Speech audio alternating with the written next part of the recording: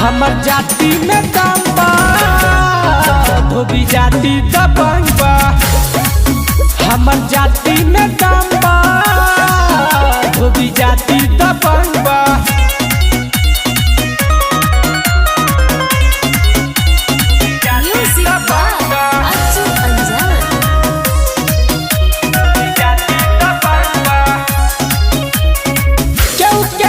रंगदारी बरियारी यहाँ चले लायाज हो, सच बबतिया तू गो संगतिया, लेकिन लो बने रंगबाज हो।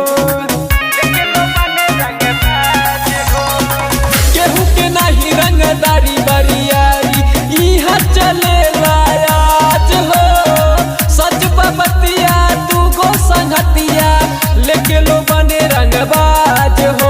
अपने मुँह से करे में बड़ाई न शर्मा, हमर जाति में दम बा, धोबी जाति दबंग बा।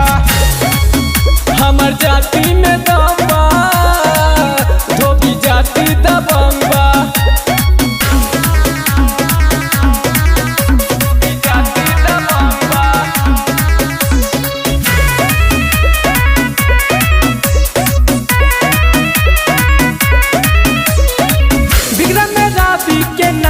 चलेला जिलाया जवार में, गिनती होला गैंगस्टर धोबियान के, जिला के बड़ रंगदार में।